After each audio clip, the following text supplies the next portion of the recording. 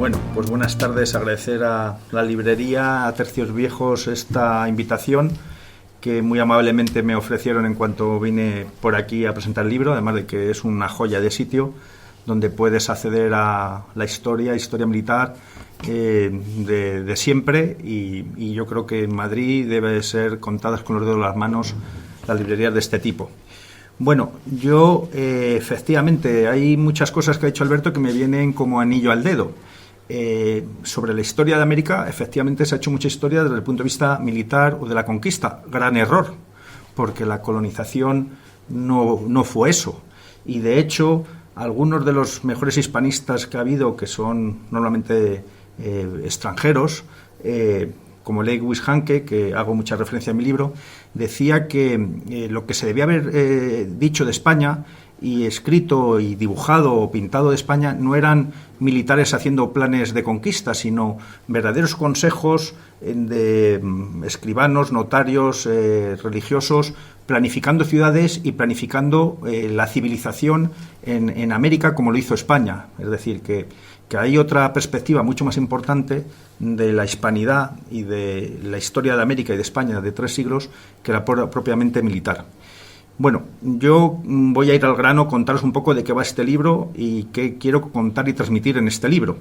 En primer lugar, el contenido y el objetivo principal es transmitir y decir una cosa muy evidente y contundente, que es la monarquía hispánica defendió desde el primer minuto la población indígena, y además no lo digo de forma retórica, o sea, es que la primera carta instrucción que dio, y ahora la leeremos, los Reyes Católicos a Colón fue exactamente el cuidado y protección de los indios. Desde ese momento hasta el último de los reyes borbónicos o borbones allí, es una constante de preocupación, ocupación y defensa a ultranza, a capa y espada, nunca mejor dicho, de la población indígena. Eso lo justifico el argumento en el libro. Luego, además, quiero en este libro transmitir otra idea, que verdaderamente a mí me llegaba a carcomer, que es la aplicación de las leyes. Y he encontrado quién y por qué se dice eso. Es decir, el sistema legal que dura 300 años en América contiene 6.500 disposiciones, casi 1.200 exclusivamente o explícitamente para proteger a los indios. Algunos promotores de la leyenda negra nos acusaban de que sí, las leyes son muy bonitas, pero no se aplicaban, cosa que es rabiosamente falso, y es parte de lo que quiero justificar y defender en el libro. Era un sistema legal perfectamente eficaz y eficiente, por las razones que luego diré, y se aplicó, como no podía ser de otra manera, porque duró 300 años y no hay ningún ordenamiento legal o sistema legal que perdure en el tiempo si no tiene eficacia o aplicación. Y luego hay 2 ideas más en el libro que quiero potenciar.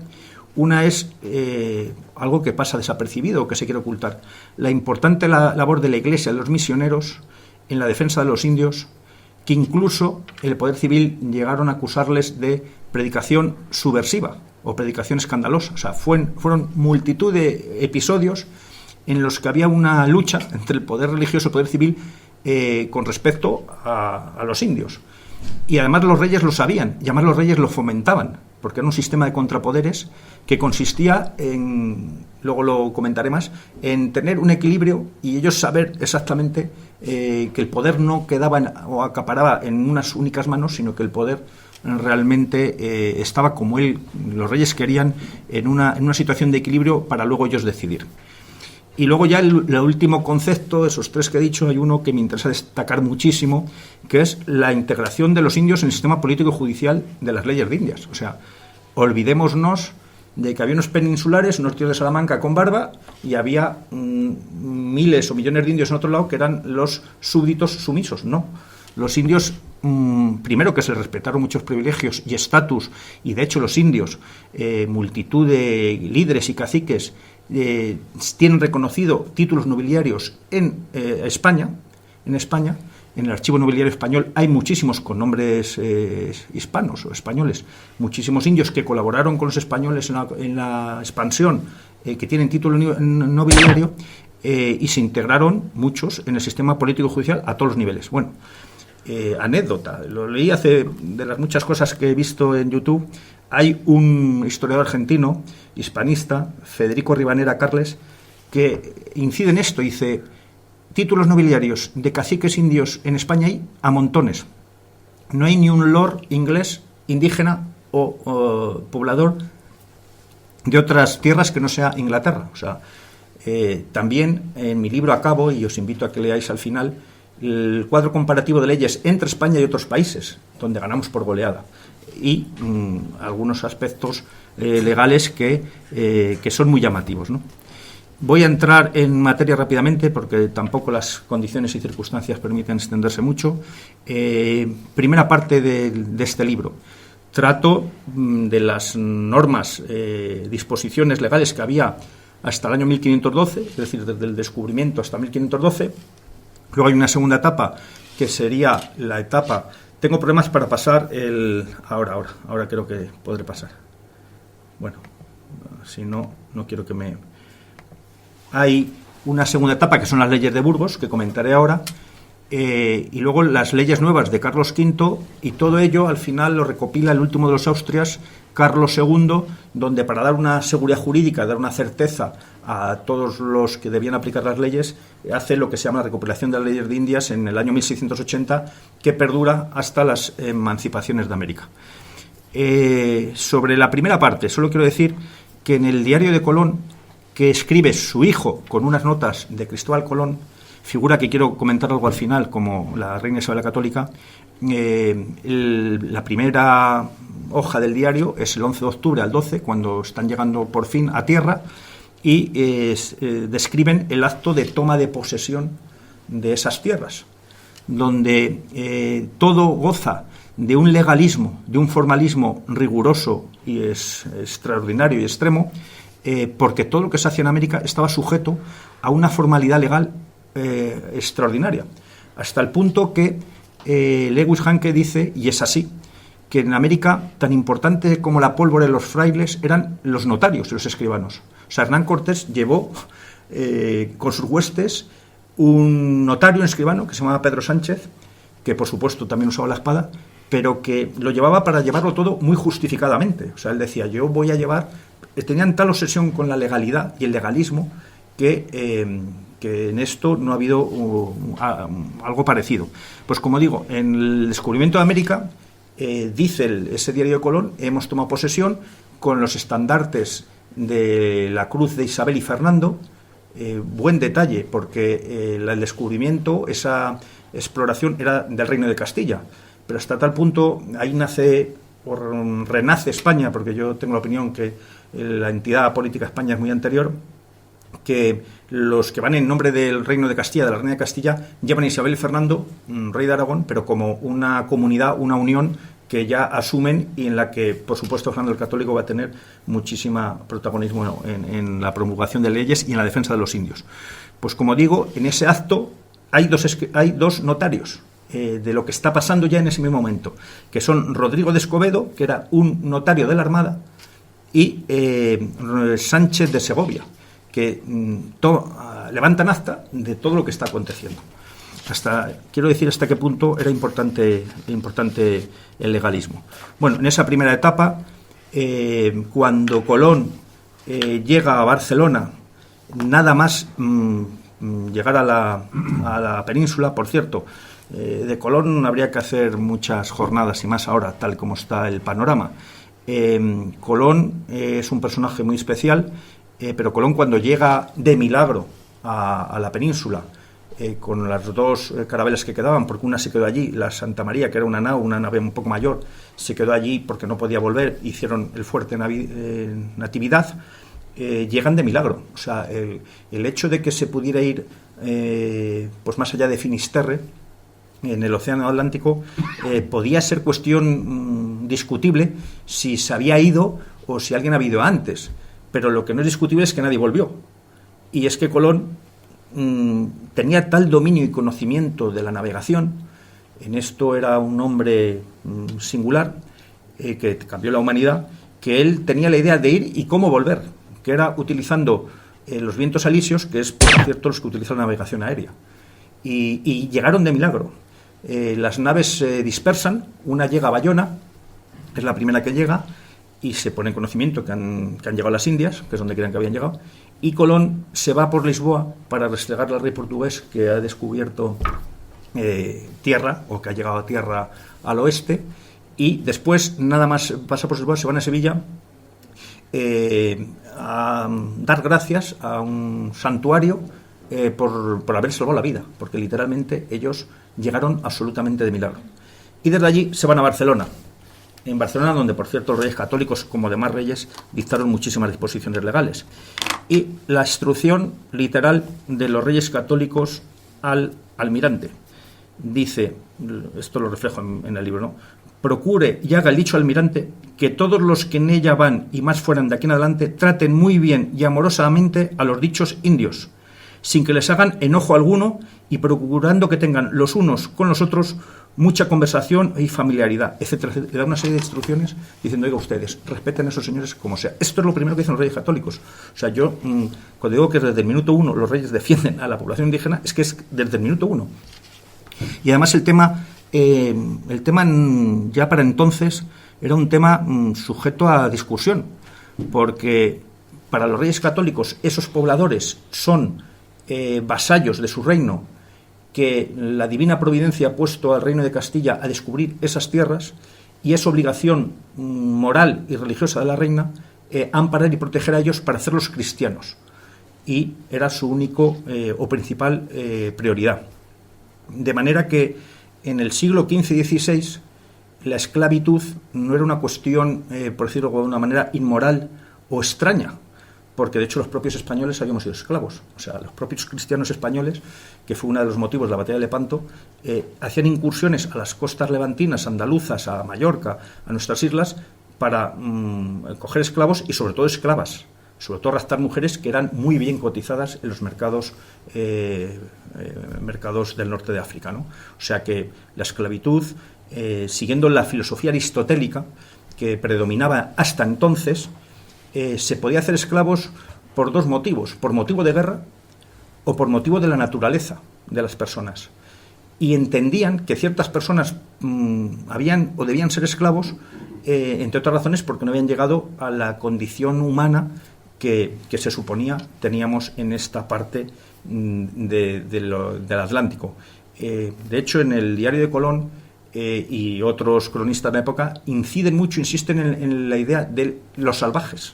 O sea, ellos hablan de salvajes porque, por supuesto, en América hay de todo y en las Indias se encuentran de todo, pero llegan a horrorizarse porque habían quedado 38 tripulantes del primer viaje a Colón en lo que sería la Española, y en esos 38 personas que dejan allí, en el fuerte Natividad, cuando vuelven en el segundo viaje, se los encuentran muslos, brazos y piernas colgados de los árboles, dicen, como si fueran jamones. Entonces se encuentran que hay pueblos que practican el canibalismo y la antropofagia. Y bueno, pues eso para un cristiano de la época no solo era horroroso por el hecho de cómo morir, sino porque cómo trataban tus restos humanos. Hay que decir, también en defensa de Colón, o para que se comprenda la mentalidad de la época y la situación de la época, que Colón fue amigo íntimo hasta el final de un cacique taíno que se llama Huacaranís, que le defendió y en todo momento contra otros caciques caribes que practicaban el canibalismo y el tributo de sangre con los taínos. Todo esto para que se haga una perspectiva. Y a pesar de eso, a pesar de esa perspectiva y esa situación que se encuentran con muchos pueblos de América, y que es uno de los motivos por los cuales muchos pueblos indios se hacen aliados de los españoles, los reyes católicos y los reyes en lo sucesivo dicen, no, ni por causa de guerra, ni por ningún motivo, usted a los indios los puede hacer esclavos. O sea, la mentalidad de la época es, nosotros hacemos esclavos, pero los reyes lo atajan desde el minuto uno. Es un poco por dar valor a lo que están diciendo los reyes católicos en ese momento. Las leyes, en segundo capítulo, tercero, las leyes de Burgos. Rápidamente, Las leyes de Burgos tienen en el 1512, o 1510 exactamente, tienen un momento cumbre, porque si en un primer momento hay cartas, cédulas reales, instrucciones, capitulaciones, que es como una especie de contrato, concesión administrativa con los exploradores, viene Fray Antón de Montesinos en el domingo de Adviento, que no es un domingo normal o habitual, es el domingo que prepara la Navidad, y hace una homilía que pone literalmente a parir a los pobladores españoles que están en la Española, y les anuncia que van a ir al infierno y que están tratando a los indígenas de tal manera que es inmerecida y es injusta.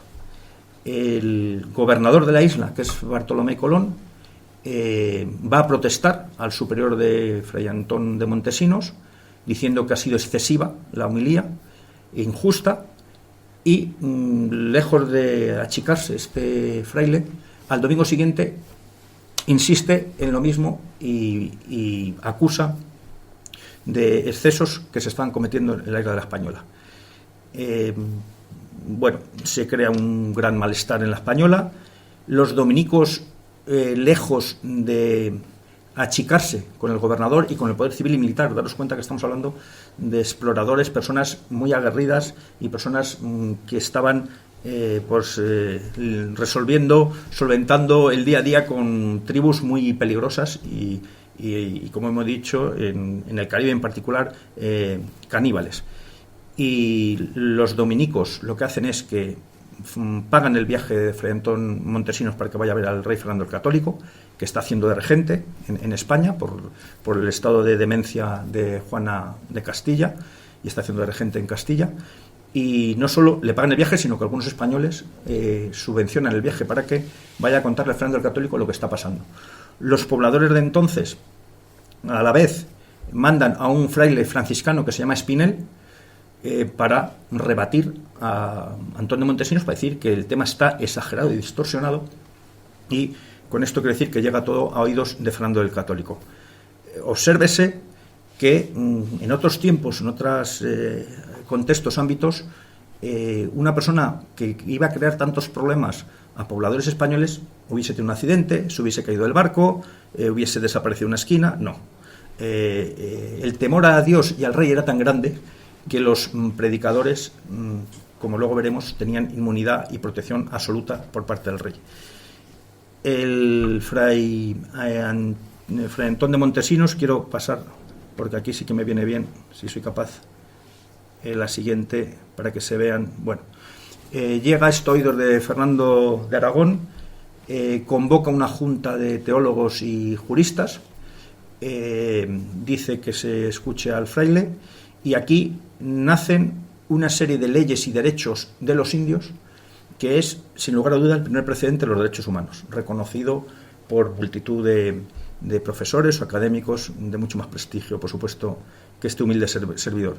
Y aquí se llegan a conclusiones, no me voy a extender en las leyes, pero se llegan a conclusiones tan importantes como los indios son libres, son personas libres, los indios deben ser instruidos en la fe, los indios tienen obligación de trabajar para provecho de la República, pero los indios deben trabajar conforme a su constitución, tienen derecho al descanso, tienen derecho a casas y haciendas, los indios deben tener contacto y comunicaciones con los cristianos, los indios deben tener un salario justo, las mujeres embarazadas no deben trabajar, tienen derecho al descanso durante 4 meses, tienen derecho a una alimentación, tienen derecho a conservar sus costumbres, tienen etc, etc, etc. O sea, aquí estamos hablando de que se les trata en condiciones humanas, a los que eran humanos, desde ese primer momento. Y esto rompe esquemas en la época. Esto en sí es algo atrevido y novedoso. Atrevido y novedoso porque yo en el libro, en los anexos, que invito a que los leáis, los 2 anexos, por lo menos esos son los 2 anexos y los pies de foto de las fotografías, el análisis comparativo de leyes. Por ejemplo, en el Código de Negros francés de 1714, los negros no se podían casar. O sea, el Código de Negros francés prohibía casar a los negros. Y el Código Negro francés, a los hijos de blanco y negra, aquellos tenían que seguir un régimen de esclavitud hasta la mayoría de edad. Esto, en las leyes de Indias, está absolutamente prohibido. Los matrimonios, por ejemplo, que es otra cosa que me gusta comparar, en el año 1503 los reyes católicos dicen que se casen españoles y españolas con indios e indias, mientras que en 16 estados de Estados Unidos, hasta el 16 de junio de 1967, no se produce la abolición de las leyes que prohibían los matrimonios interraciales, que eso, el 67 es antes de ayer, las leyes interraciales de Nuremberg, o las leyes que tenía el Imperio Británico de prohibir casarse los funcionarios con mujeres nativas hasta el año 1945. O sea, comparemos, y luego en el trabajo de menores, por ejemplo, las leyes de Indias, prohíbe el trabajo de menores de 14 años. Bueno, hasta la ley Fabril inglesa de 1809 no se prohíbe el trabajo de menores de 9 años, por supuesto el del 10, el de 11, y en espacios cerrados sin ventilación. La ley Guinot en Francia en 1841 prohíbe el trabajo de menores de 9 años. Estamos hablando que las leyes de Indias prohíben el trabajo de menores de 14 años. Todo eso lo digo en el libro y hago un análisis comparativo. En definitiva, en 1512 ese sermón tiene sus consecuencias y efectos. Los reyes se ponen siempre de parte de la protección a los indígenas, y Fray Antón de Montesinos no solamente le escucha al rey, sino que le da una dotación de 4.000 pesos de oro para que haga un monasterio en la Española. Hablaremos de las iglesias porque tiene bastante interés. Las leyes nuevas de 1542. Aquí hay una institución que fue la realmente problemática, en la que, como yo quiero decir en este libro, una cosa es el poder político de entonces, absolutamente comprometido en la protección de los indios, a los que consideraba vasallos y a los que consideraba cristianos y a los que consideraba que debía cristianizar. Por eso las leyes que fomentan el mestizaje, porque era impensable para la reina Isabel la Católica que de un matrimonio surgieran niños sin bautizar, y no cristianos, y no de padres cristianos. O sea, eso para los reyes católicos, y en particular la reina Isabel la Católica, que es con mucho una persona de una religiosidad ejemplar, era inadmisible. Y estas leyes son las que justifican toda esta legislación o estos principios religiosos. Como digo, en el año 1542 sigue la polémica. Hay un personaje que merece un estudio muy especial, que es Bartolomé de las Casas, que hace de su vida la defensa de los indios.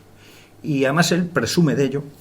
Él no va a escatimar ni medios ni esfuerzos en defenderlos y acudir a cualquier fórmula para convencer al rey y para evitar la población que no sea la expansión que no sea pacífica. Bartolomé de las Casas era un tío muy exagerado, un tío que prometía, presumía de ser muy vehemente y de tener una gran oratoria y capaz de convencer a cualquiera. Y el problema que se encontraron los reyes siempre fueron las encomiendas. Las encomiendas era un régimen que venía de la Edad Media en Castilla, en la que a través de una concesión para explotar una finca agrícola, ganadera, una mina o una pesquería de perlas, el encomendero tenía la obligación de proteger a los indios, de darles educación, de pagarles un salario, pero el deber de los indios de trabajar. En estos ámbitos sí que hubo lo que es la codicia humana, el afán de que trabajasen lo más posible y el mayor rendimiento. Bartolomé de las Casas pone denuncias sobre esos hechos. Desde luego salen personas que lo rebaten diciendo que Bartolomé de las Casas está exagerando y distorsionando la realidad. De hecho, el rey Carlos V, en lo que se llama la controversia de Valladolid, que es esto no lo ha hecho ninguna nación, con todos los informes que le llegaban, dicen, bueno, vamos a ver, paremos la expansión y las conquistas, ya no se da ninguna licencia más de exploración o conquista. Discutan ustedes moralmente si tenemos derecho a seguir la conquista.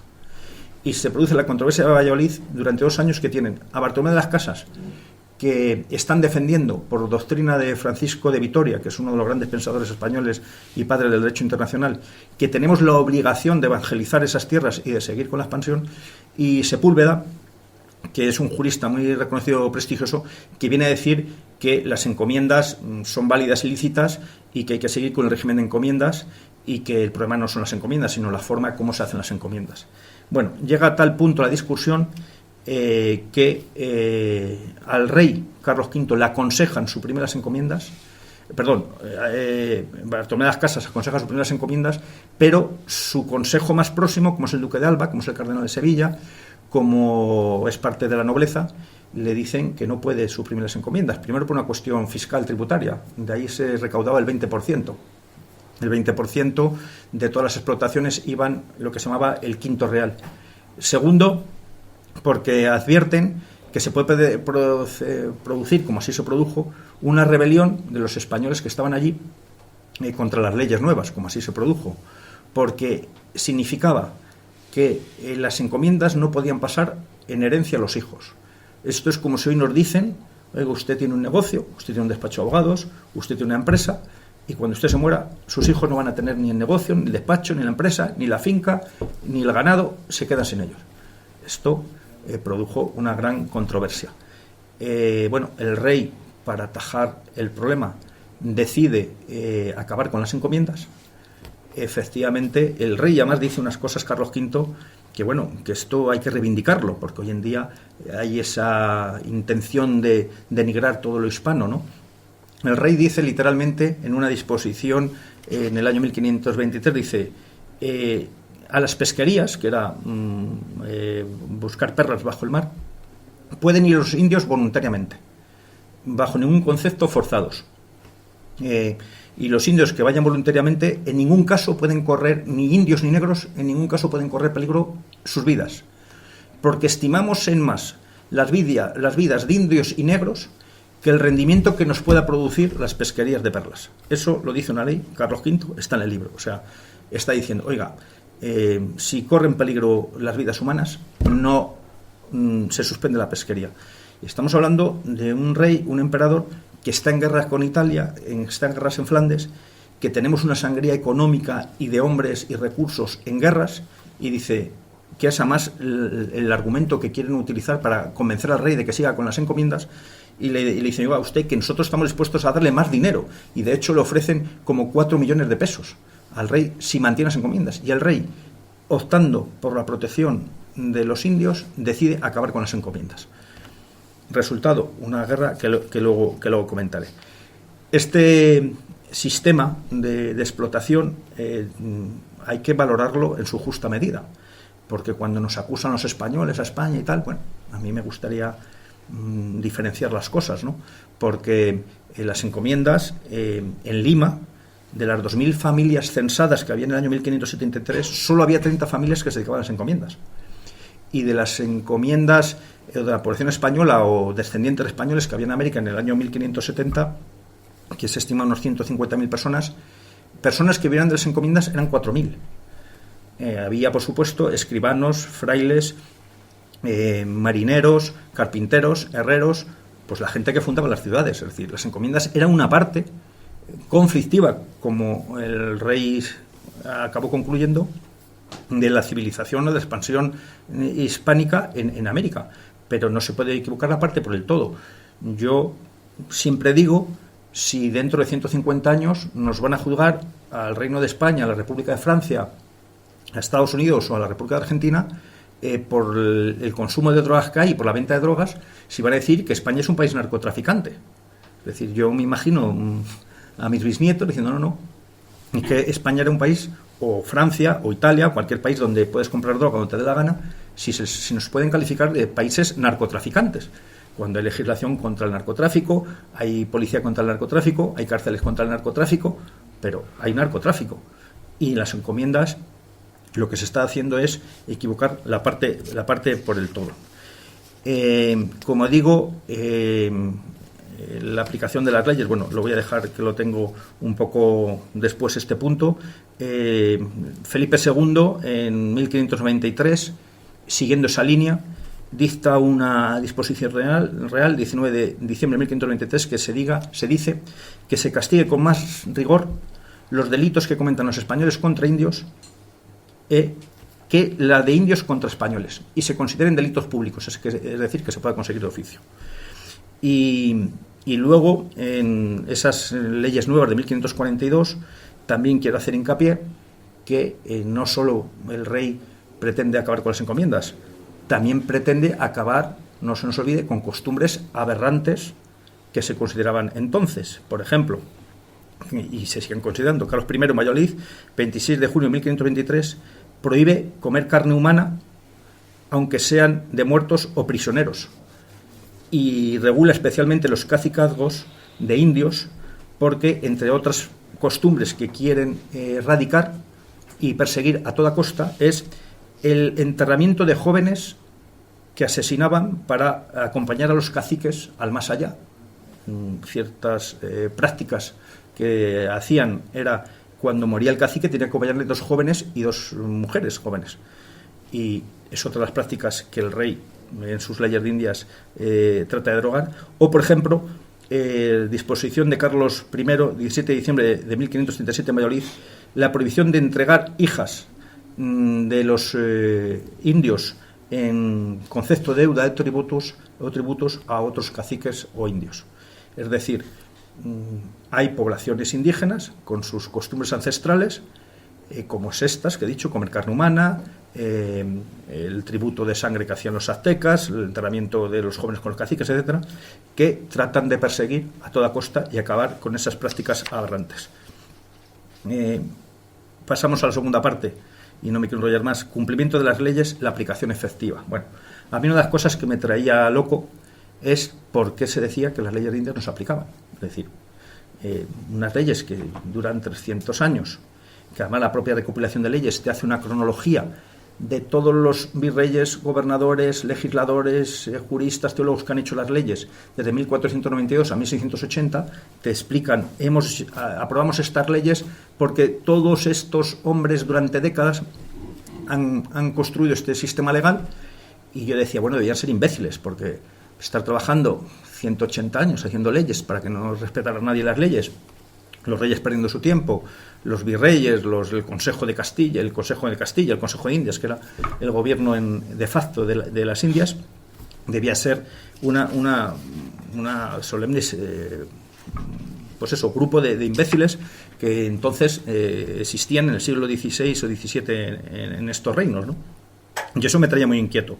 Bueno, yo estudio y llego a la conclusión más que evidente y corroborada, como luego diré, que allí había un ordenamiento jurídico eficaz, aplicable, que reunía todos los requisitos para que, entendemos hoy en día, en el mundo jurídico exista un ordenamiento eficaz, que es un sistema de normas muy desarrollado, que abarca otros aspectos de la vida, como podía ser entonces no solo la libertad de protección de los indios, los servicios de correos, los tributos, la navegación, el comercio, las facultades de medicina, las universidades, los matrimonios, las herencias, es decir, eso es un sistema que abarca todos los aspectos de la vida pública y privada de entonces.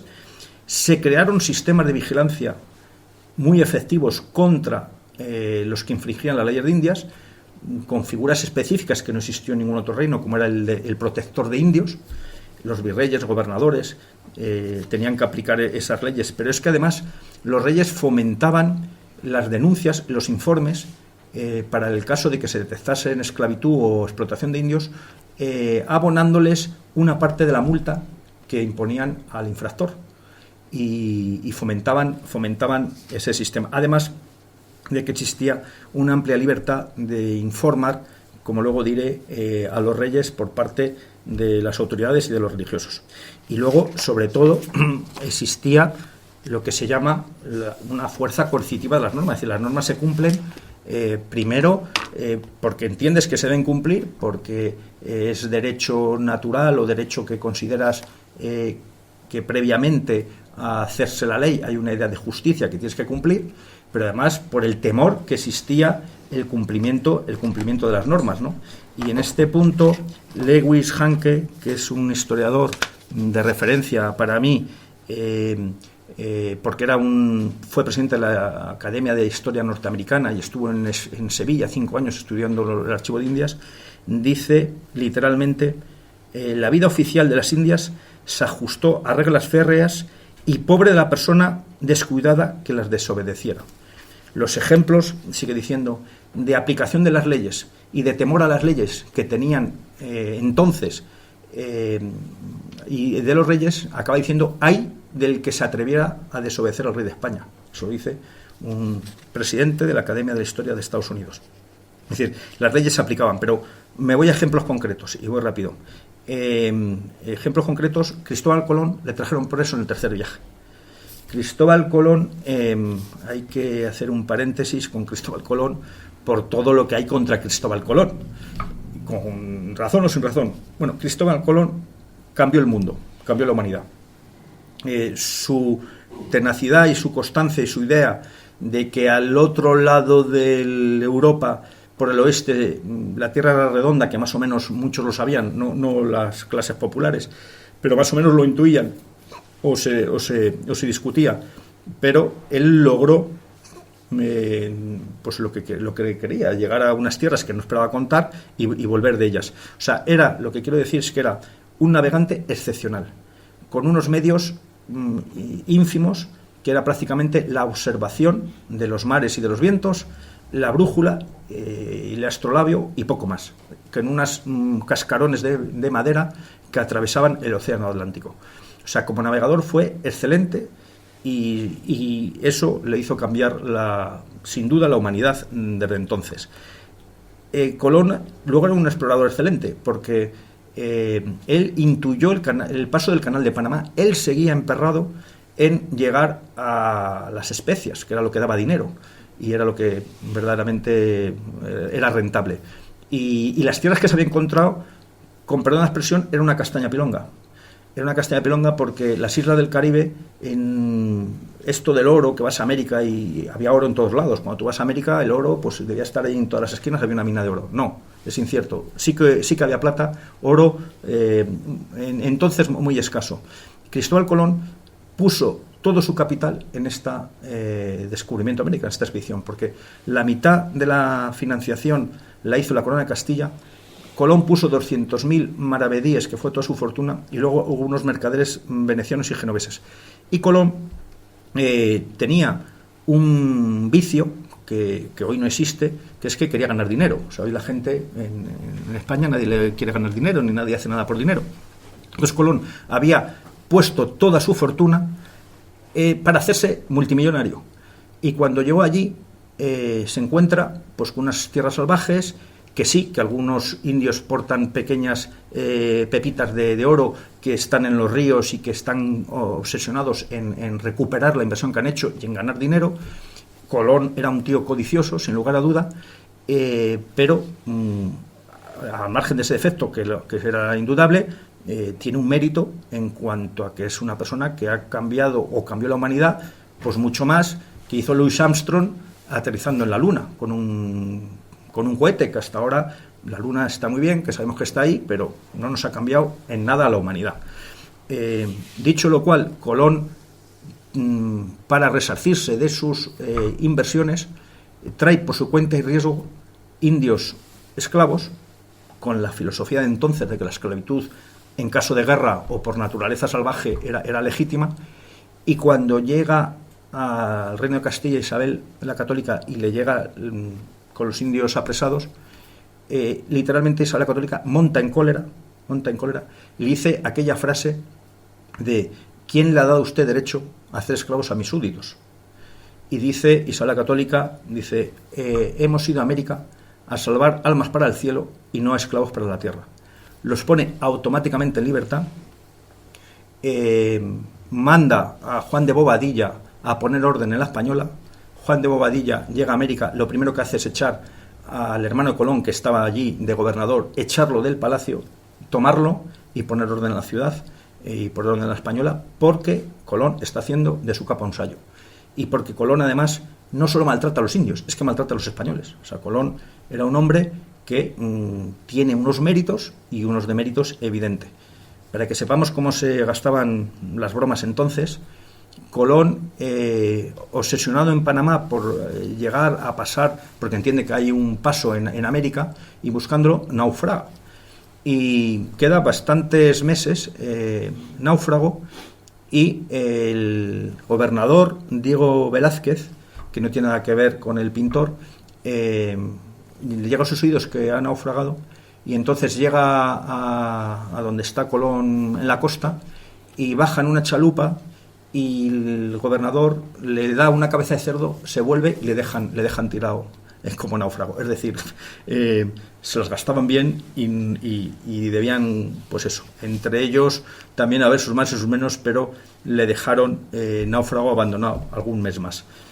Con eso quiero hacer un perfil de Colón como personaje histórico. Pues bueno, Colón viene apresado en el tercer viaje por estos excesos que comete, por 3 razones: por hacer esclavos a los indios, por no contribuir con el Quinto Real en unas pesquerías que ha hecho en la isla Margarita, y por maltrato a los indios y a los españoles. Colón, juicios de residencia. El sistema legal establecía algo que hoy en día sería inaudito en nuestro Estado de Derecho, que es todos los servidores públicos de cualquier categoría se sometían al final de su mandato a un juicio de residencia porque no podían salir del lugar de residencia. Concretamente dictan 49 leyes. Ese juicio de residencia, cualquier persona, incluso que no hubiese conocido los hechos, te podía denunciar o ir a juicio. Que esto sería una barbaridad. Imaginaros que viene un vecino de París, o mejor dicho, de San Sebastián, y viene a decir que el concejal de Madrid ha actuado mal o se ha llevado mal esto porque se lo han contado. Y a ese señor le abren un juicio porque alguien dice que han dicho. Bueno, juicio de residencia se sometió a Hernán Cortés, a todos. A Pedro y Alonso de Heredia, que fueron conquistadores en Colombia, les embargaron todos sus bienes. Al virrey José Foc, que fue un virrey catalán que hizo grandes logros y obras públicas en Lima, Perú, pero que también se le acusaba de haberse hurtado dinero a las arcas públicas, se hizo religioso para que no pudiera seguir el juicio de residencia contra él, o la ejecución de los pizarristas, como he contado, las encomiendas. Cuando el rey decide sus primeras encomiendas, se ponen en pie de guerra Gonzalo Pizarro y algunos destacados dirigentes de los tercios que estaban allí, se ponen en pie de guerra, y Carlos V manda a La Gasca. Antes había mandado a otro militar baqueteado que era Núñez de Vela, al que lo matan, y Carlos V, a los reyes no les toreaban, manda una fuerza superior, apresan a los cabecillas y los ejecutan. O sea, literalmente les garrote vil y les ejecutan por sublevarse contra las leyes de Indias. Pero es que además hay testimonios. Testimonios, por ejemplo, Juan Díaz Gibraleón, que era un comerciante, dice que cuando se aprueban las leyes nuevas, estas que suprimen las encomiendas, que volvieron de Perú a España cientos de familiares. Si las leyes no se aplican, yo me pregunto por qué la gente vuelve, ¿no? O ejemplos, Fray Bernardino Minaya. Estoy acabando, 5 minutos, no me extiendo porque las condiciones que estamos no son las propicias. Fray Bernardino de Minaya. Este es un fraile que, como hacían normalmente, iban por delante de las fuerzas militares.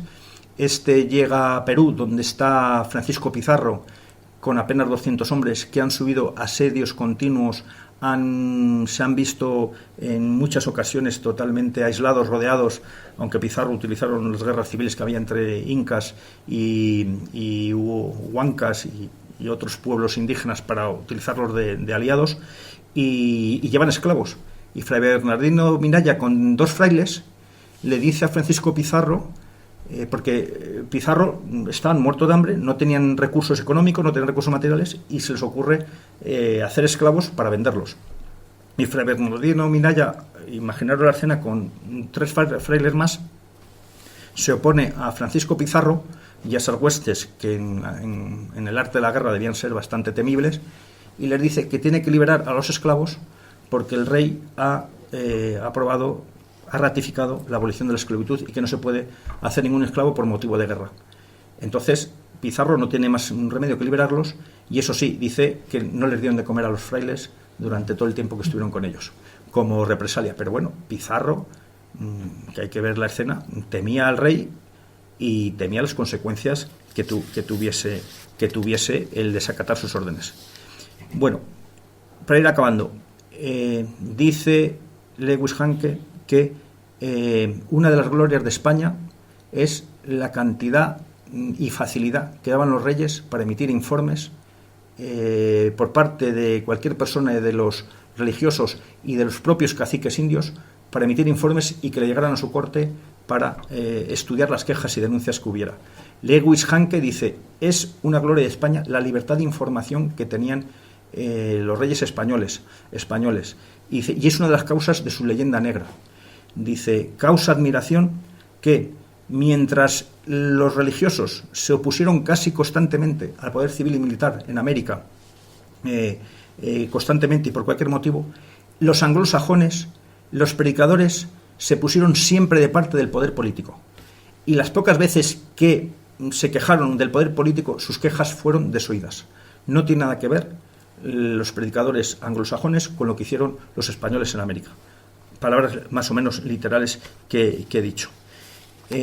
A las leyes y las sanciones y las ejecuciones y los juicios de residencia hay que unir otra cuestión que no es menor, que es que Paulo III, en apoyo a Carlos V, en una encíclica que se llama Pastorale Officium, condena con pena de excomunión a los cristianos que practicaran la esclavitud con los indios.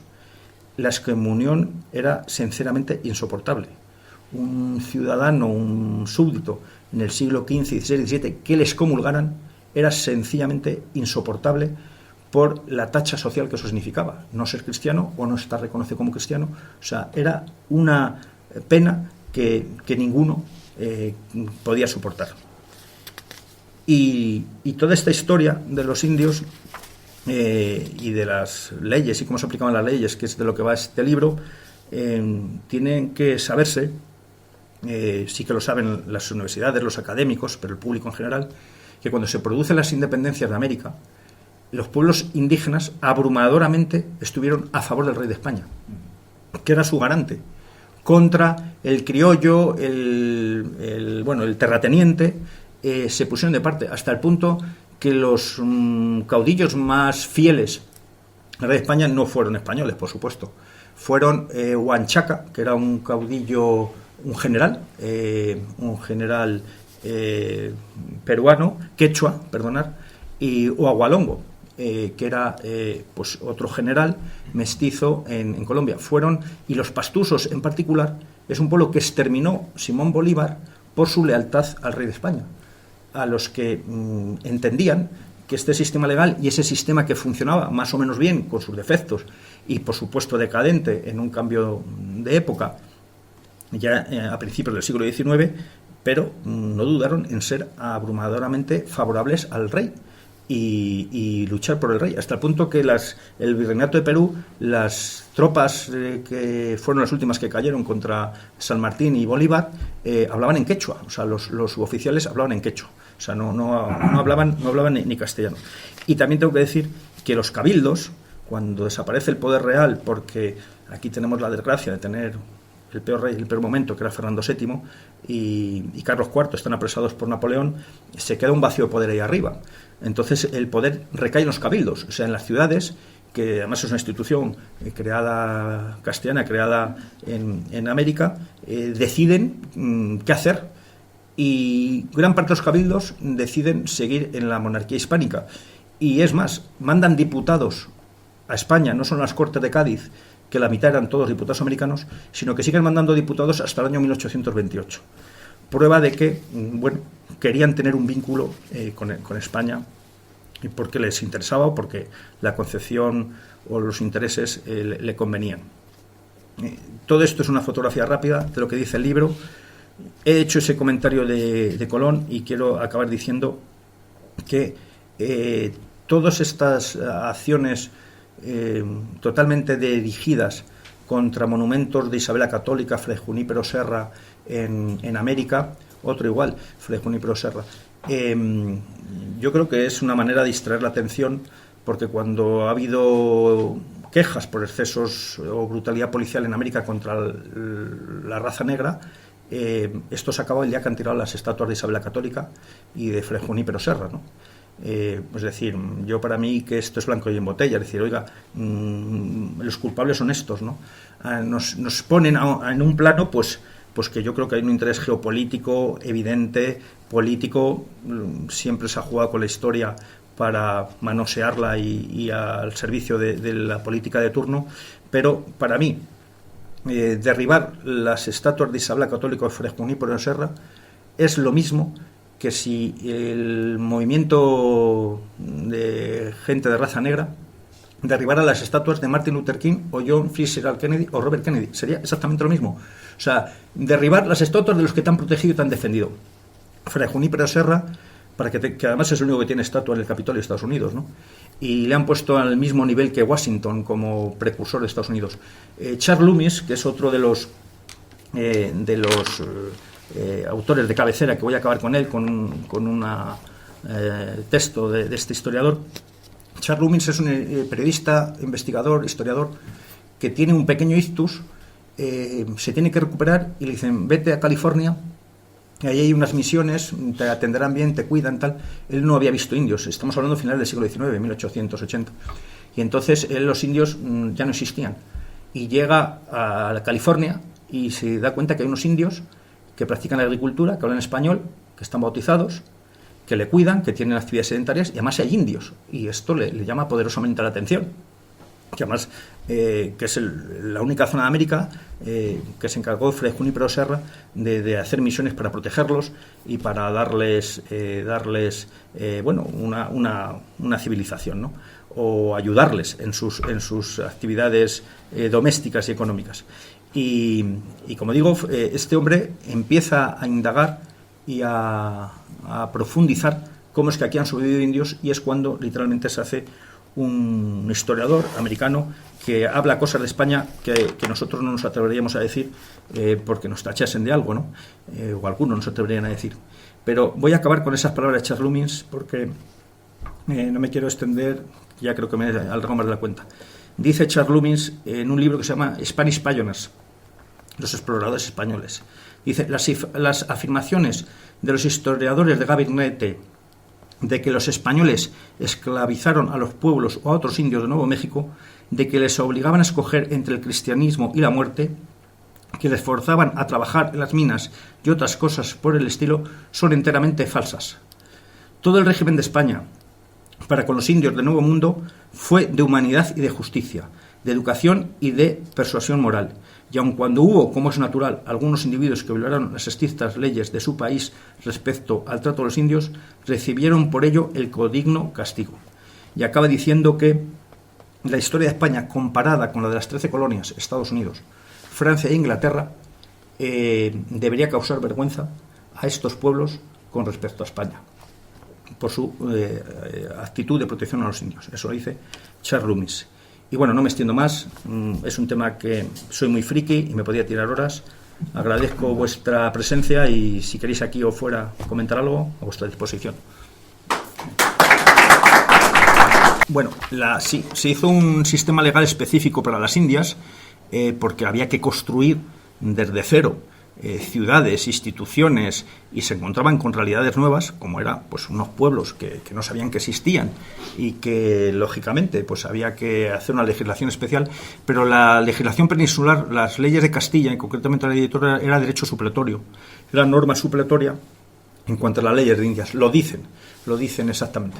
Y además dicen también que bueno, que en caso de, porque había un sistema legal jerárquico totalmente vertebrado, ¿no? O sea, como existe ahora.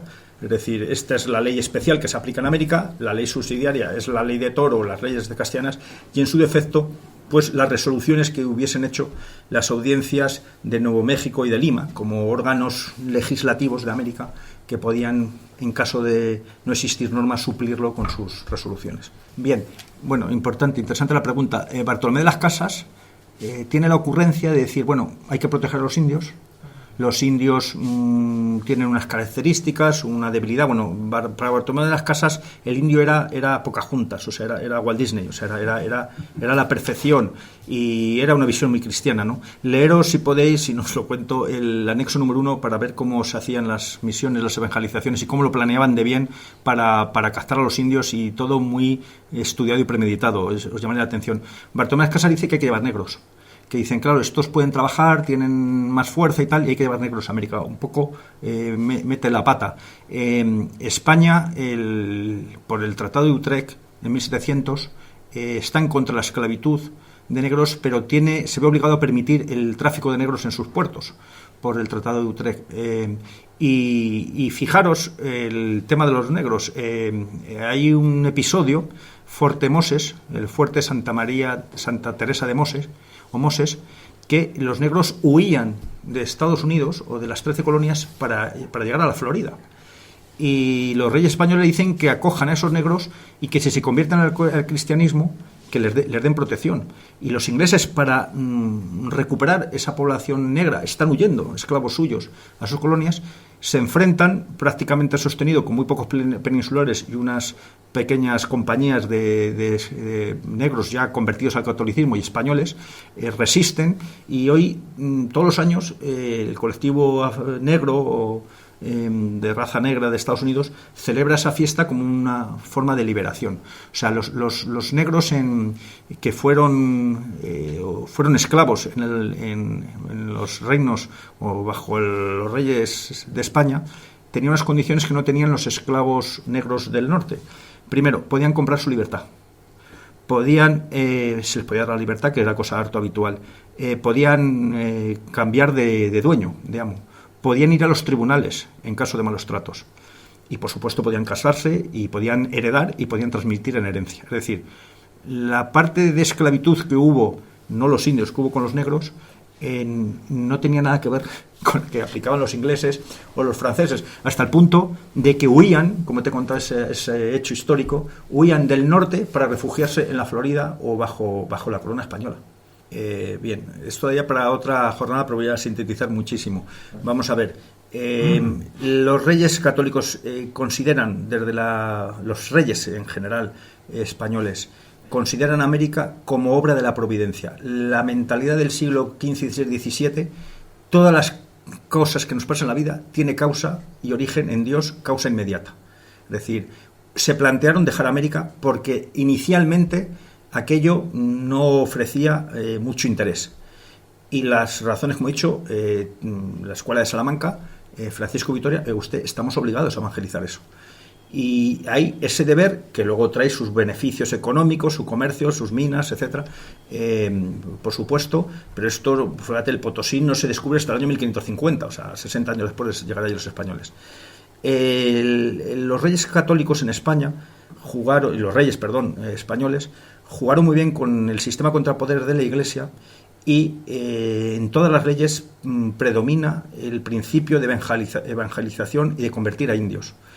Y se aplicaron leyes exactamente para permitir solamente las evangelizaciones pacíficas o suaves, que dicen las leyes de Indias, en particular Carlos V. Bartolomé de las Casas, a través de lo voy a poner como ejemplo, porque de ahí se sucedieron muchas evangelizaciones pacíficas o suaves en Yucatán, en Panamá, los franciscanos en Colombia exageraban, también decían que habían bautizado millones de indios un poco para hacerse méritos. Pues concretamente Carlos V concede a Bartolomé de las Casas una licencia para evangelizar lo que hoy es Guatemala, y con la condición de que no entre ningún poblador español salvo los religiosos o los que ellos permitan. Y Bartolomé de las Casas, con 3 frailes que hablaban idiomas o lenguas, que además fueron los que hicieron las gramáticas de los indios, porque los indios no tenían escritura, va a la Catedral de Santiago a decir que va a hacer la conversión pacífica en lo que llamaban tierras de guerra, y literalmente se montan de risa en la Catedral de Santiago, se burlan de él y les dicen que vayan a tierras de guerra, que se van a reír. Lo planifican concienzudamente. Y fíjate si la evangelización tiene inteligencia, que lo que hacen estos 4 frailes es, primero se encierran, hacen protestaciones, que es una preparación para el martirio, y contactan con unos mercaderes indios que los mandan por delante con instrumentos musicales y aprendiendo.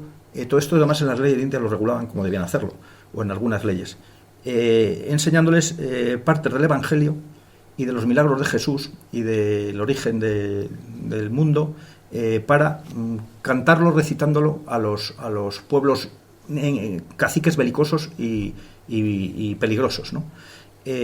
Van estos indios por adelantado, que era es táctica habitual, van por adelantado, cuentan estas historias, el cacique se queda maravillado, le dice que quieren que les cuenten más historias y dicen, todo esto planificado, lo digo porque los misioneros no dejaban nada al azar. Dicen, no, nosotros no conocemos más historias, pero hay unos hombres blancos que tienen en la cabeza sin pelo y tal, que pueden contarle más historias. Y en Guatemala dicen, queremos decir que vengan estos caciques aquí y hacer lo que ellos digan. Bueno, perdón, estos frailes religiosos, una vez que les han atraído a la religión, van allí con las mejores galas, hacen una misa, les reciben en olor de multitud, y bueno, se cristianizan una serie de pueblos en Guatemala, que los reyes les conceden título nobiliario a estos caciques por su conversión al cristianismo. Fue tal el éxito inicial de estas formas de hacer la misión que el obispo de Nuevo México, como te he dicho, el Yucatán, en Panamá, se fomentaron estas conversiones absolutamente pacíficas. Y a lo que quiero llegar es a decirte que no creamos que el misionero era un tío imbécil y un tío que se metía allí por la selva. Iban perfectamente planificados, aceptaban el martirio, como ha habido cientos. De hecho, esta historia acaba mal, que te he contado, porque otros caciques se rebelan contra estas conversiones y acaban bastante mal, bastantes frailes, hasta el punto que van a pedir ayuda a Santiago de Guatemala para que manden fuerza militar y tal, y literalmente le dicen, oye, nos habéis prohibido entrar, arreglaros como podáis, y efectivamente acaban con 30 y tantos frailes que habían ido a predicar en esas tierras. Las tierras acabaron llamándose tierras de vera paz, fue un éxito total, y yo creo que la visión religiosa que había en el siglo XV, XVI, XVII, en la que solo hay que leer a Santa Teresa de Jesús, a San Juan de la Cruz, a Fray Luis de León, ellos, sus textos, si oiga usted, la tierra es un asco, esto es una preparación para ir al cielo, y yo estoy deseando ir al cielo, me tengo que preparar para el cielo. Eso estaba así, imbuido en la mente de personas del siglo XVI. Estoy deseando ir al cielo, y yo, la mejor manera de ir al cielo es si muero mártir como los primeros cristianos, por evangelizar y hacer cristianos en el mundo. De manera que había tortas por ser misionero, evangelizarse. Y de hecho, había tortas, como te he dicho, con el poder civil y tal, pero esa ya dejo que lo leas en el libro, porque incluso fíjate, América es que además la religión se vive muy profundamente, y tiene más consideración que aquí hoy en día, y tiene su lógica. Las iglesias eran observatorios de derechos humanos. En las iglesias no se podía entrar. O sea, en las iglesias, Felipe II dice que se preserve la inmunidad religiosa con todo rigor, y quien vulnere la inmunidad religiosa, la inmunidad de las iglesias, se le castigue se le escarmiente públicamente de la forma más severa posible. O sea, las iglesias, se ponían iglesias al lado de los poblados indios o al lado de las encomiendas, no solo para dar misa, es que era el sitio donde los protegían. Que la inmunidad religiosa se respetó hasta hace 2 días. Yo recuerdo que en el final de Franco, la gente que hacía manifestaciones se metía en las iglesias. Y allí no podía entrar nadie. No podía entrar nadie. Y eso prácticamente siempre se respetó. Y las iglesias, y además las leyes de India, los reyes, específicamente Felipe II dice que se encomienda a los vicarios, pastores, arzobispos y tal, el deber de velar y vigilar por la protección de los indios y ponerle en conocimiento al rey en caso de que no se produjera.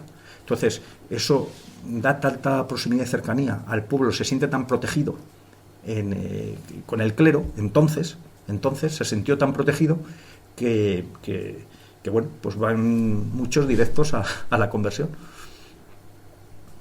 Perdón, me he enrollado con la pregunta, pero hay preguntas que son parte del libro. Todo muy interesante, la verdad. Todo. Me ha pasado. En fin, el problema es que no se sepa y el problema es que las televisiones, una campaña de información, difusión, hoy en día las productoras culturales son todas anglosajonas y no tienen más que ver en España. Si queréis ver un documental de historia en Movistar, por ejemplo, son franceses o ingleses. Nosotros no tenemos producción propia. Viendo National Geographic, yo veo todo lo que sale. Esto que te he contado y que insisto mucho en cómo se hacía la evangelización y por qué tenían esa función de protección y de vigilancia las iglesias, el clero, yo vi claro que eso es lo que cala, un documental de National Geographic, y literalmente era unos indios atados con cuerdas, arrodillados, y dos frailes así convirtiéndoles, pensando que alguien se va a convertir a cualquier religión con la maza en la cabeza. O sea, eso, en fin, eso es impensable, ¿no? O sea, era mucho más inteligente que esos. Y lo que te estaba mandando ese mensaje en unas imágenes era que, bueno, que claro, pues que se les obligaba a ser católicos. Cosa que, bueno, tú puedes obligar a 15, pero a millones no les obligas a ser católicos si ellos no quieren, ¿no?